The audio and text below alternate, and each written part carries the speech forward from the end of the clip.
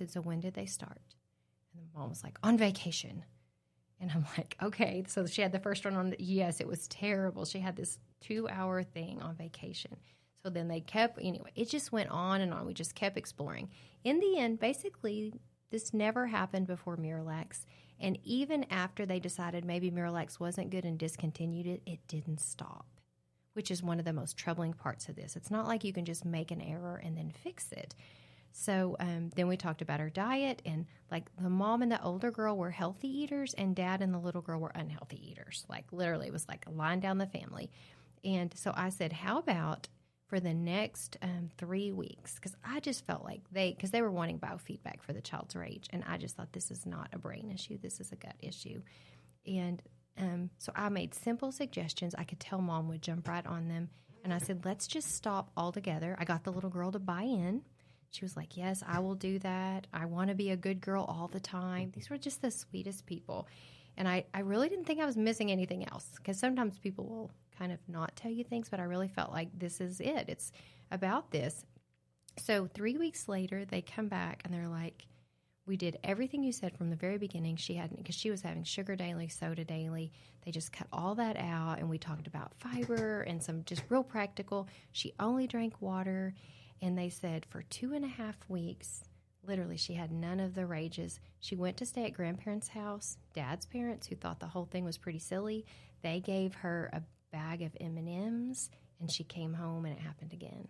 So it was so clear in their mind that this is absolutely, for sure, sugar triggered. Maybe there are other triggers they'll figure out. They stopped dairy. They stopped gluten. So like that fast, they knew. And they're like, but we really think we want to keep coming here. And I'm like, what will I do with y'all? Because everything seems okay. So I said, how about we wait 3 more weeks? Well, they came back in 3 more weeks with no mishaps. And they're just like, okay, we don't, can we call you if we need you? But that could have gone on for years for that little girl. Years. And they did a little bit of a detox. It was like we did tons of water, nothing complicated. But that mom was already a good eater, so they kind of had a jump start, and that food was already in the house. And the little girl didn't want to be mad anymore. So it was like we had a bunch of good dynamics working. But you just think if that wouldn't have been drawn to their attention, they had no idea that Miralax was a problem. And then, I can't overstate, go to the Parents Against Miralax Facebook site. There's so much good information if that's been something you've done before. Even if you've never been on Miralax, just dealing with constipation in natural ways, that website is a wealth of information. It organizes, it says where to start, what to do next. If you get stuck somewhere, there's so many parents on this same journey. It's very sobering to see the thousands of people that are on that site trying to deal with their kids' bowels. It's really something that bowels particularly are such a huge issue when it comes to children. Constipation, for instance, Nancy, we hit on some of these things in the body. What's going on in the body of a child or a person that is constipated? So I say this again, why is this important that we're talking about it? Well, you're building up toxins that you're not releasing. So that is bad. And, of course, those toxins have to go somewhere, and they're going to regenerate back into your bloodstream. And, hey, they're going to hit your brain. So it's going to cause a lot of problems. So, yeah, you do. You got to keep all your orifices working properly, I guess I'll say. And it's really important for emotional and mental health. But a lot of it is emotional. Some kids are holding back because of trauma, and it causes them to have issues with their bowels, and that does happen. You have to look at the whole picture for every kid. But the microbiome is probably a part of it, too, whether it's trauma-based in the beginning or not. It's poor health choices so far as food and lack of fiber. Also, a lot of kids get stopped up because they are having problems with dairy or gluten, and that can play into it, too. And if you talk to someone, there is good science that anxiety and having some issues with gluten and dairy does create anxiety in some people. And when they let go of that, then they're fine. How many, we've kind of talked about this in a minute, just maybe you don't have a specific stat, but how many people actually suffer with some kind of gluten or dairy? there's a great, it's a YouTube done by a guy named Ben Warren, and he's a PhD from New Zealand, but he says 70% of light-skinned people, 70% are gluten intolerant or have gluten sensitivities. We know that celiac is like 1, 2, maybe 3% at the most of the population, but I did 23andMe for Christmas, and it came back that I had gluten intolerance, which I was not surprised about. So I did what you're supposed to do. I did 2 weeks without gluten. And it happened to be that 14 days, the 14th day was Easter, and I was with my mother-in-law, and she said, here's a mini muffin I made. I thought, well, this is perfect. It's small. I hadn't eaten anything in a couple hours, and I wasn't going to eat again for a couple hours. I had that, and man, this is really normal if you've had 2 weeks off. I got terrible pains in my stomach, and within an hour and a half, I was in the bathroom, and it was bad. So, and a lot of gas and bloating. I blew up. Well, guess what? 23andMe was right. I have a genetic marker for gluten intolerance, and so I'm off gluten. And that just started a few months ago. And we talked about that just a minute. And one of the things that Dana has really been coaching us, particularly in this podcast, is it's doing something is such a big deal. I mean, we can throw out, do this, or this is, eat this, or these are fruits or whatever. But it's like, okay, remember we talked not long ago, we talked about 3 things you can do to help with depression. And that's air, or light, or sun, and protein. And I think I said air already. So breathing, getting out in the sun, and eating protein. So that what you eat and how you, that's very practical. And if you begin to engage in those things, you'll get better. And so even you say, well, gluten is in everything. Okay, maybe it is, but if we can begin to watch some of the things that we intake in our body, we'll see some positive results in our life. Again, we always go to Gail because she has a lot of examples of things like this working or seeing it work, particularly in children. What are some things that you've seen when it comes to how diets change and how it's affected the children that you have in your home? Well, I definitely see a lot of the kids have some problems with gluten, but I would just say, that water intake is important, limiting the amount of sugar, and the magnesium for kids that are constipated. That's been huge for us, and just even the mental health issues that are associated with that I was totally unaware of before. And you can just kind of Google that and see, if you have a magnesium deficiency, what are the behaviors that you could be seeing in a child. So it may not be that you even realize there's a problem with the poop issue, but there may be.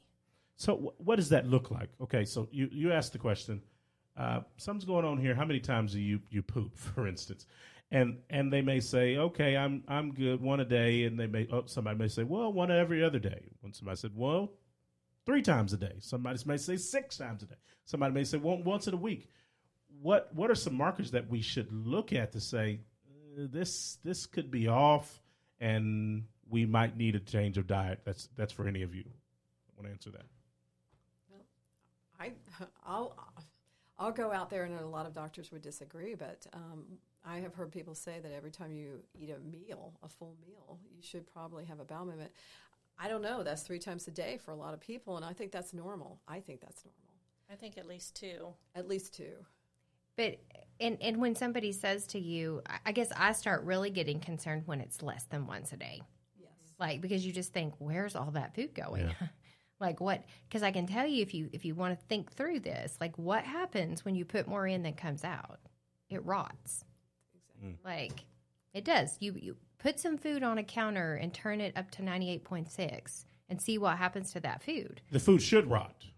Unless it's McDonald's, then it doesn't rot, and that's another problem. Yeah, that's a whole different issue. But if it passes through your body quickly, that's right. It's not rotting in your intestines. Mm. And even these kids that have the problem, when you do get them to go, it is a whole nother smell. I mean, it's rotten. It's been in there a long time. It's real dark. It's terrible. It's horrible. And I think if you have a child that's resistant, that you're trying to really help, that you have to come to the point where you say, I need to see every time you go. And they come get you and you look and see what's going on, because oftentimes they minimize what they're doing. So they may be withholding and say, well, I went, and they might do a little pebble or something, and you're going, you went how much? They may not even hardly go, and they're withholding, which is not unusual. And especially if you have a young child that if they've ever had a hard bowel movement, then it's painful. And so then it's like they subconsciously start withholding and keeping themselves from going. So that's a whole nother. And the water's a big deal as well, because you have to keep it lubricated. Mm-hmm. You have to keep your body going. And practically speaking, it is the adult's responsibility to make those conversations comfortable. Yeah. Like if you're, as an adult, you're thinking, oh my word, I'm not going to ask this. Like it's kind of like how I feel about being a therapist. It's my job to ask hard questions, and I need to get comfortable with whatever comes up. I need to be able to say, tell me more about that, or have you considered this? And everybody poops. Everybody will always poop. If we don't, we will die. Like it's a part of life, and if we don't talk about it and make it normal with kids, then we can miss something that could help make them well. And that's the big point, because this is why we're doing this, because we're connecting that with the mental health. I'm going to echo what Nancy just said a minute ago, is those toxins in your body have to go somewhere, and if they're going to the brain, it could really cause mental issues. Some of these kids are upset, and Gail was just talking about a child that had that wasn't going to the bathroom regularly, and it hurt them so bad to go to the bathroom after, you said 3 weeks, or an extensive long amount of time. So then they have this bowel movement, and it's unbelievably painful and horrible. They don't want to go back. They can then be holding it in. So now you have this cycle of pain and even trauma. And most of the time when a child's that compacted, they're leaking around, so that child also has a stigma that goes with that. And when you're talking about foster and adoptive placements, it's very hard to place a child that has encopresis, and most people don't want to deal with it. And so they're also dealing with the rejection that comes with the problem. Well, and let's not even put it, I mean, we can, because obviously we talk a lot about foster and adoption in the show. But let's just say you have a child and they have bowel issues and they're going to the playground. I mean, that, and they're not making friends because of these same behaviors as well. They're being made fun of, they're being bullied, they're being ostracized. So these are reasons to address some of these issues just in our children, period. Absolutely. Whether they're fostering and whatnot. Yeah. For sure. We even had the girl that we have, her foster mom, actually she had an accident, and the foster mom, which you can get bad foster parents, but she made her sleep in the garage because she just said she was tired of smelling her. And so there's a lot that can happen just because of the trauma from the condition itself. Mm. Yeah. So Nancy has some things that she wants to talk about regarding gut health, to really talk about the connection that we've been talking about with the mental and the gut health, right, Nancy? Yes.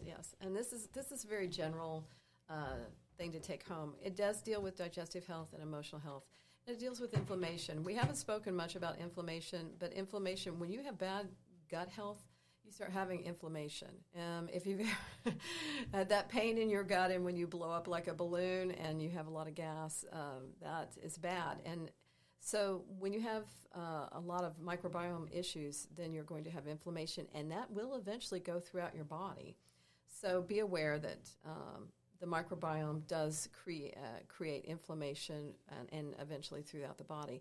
What I'm looking at here is this is just a few points that are given by a man, Dr. William Malarkey, and he's from Ohio State University and does a lot of work with how do you do better? How do you get to a better place? And he's all over the place in the sense that he is doing health psychology. So he's looking at the mind, the body, and the emotions. So he has a little model he calls for resilience called REMAP, R-E-M-A-P. So R is for relational engagement, connectedness with your family and friends, because you're stressed if you're isolated. You're depressed if you're isolated. You're anxious if you're isolated. So his number one thing is connect with people, find good relationships. The E is for emotional sensibility, having a healthy emotional life. Well, when we isolate, we inflame. We have problems. We have a lot of emotional ups and downs, a roller coaster. So we need to be around people so that we have perspective. And that goes to M. The next one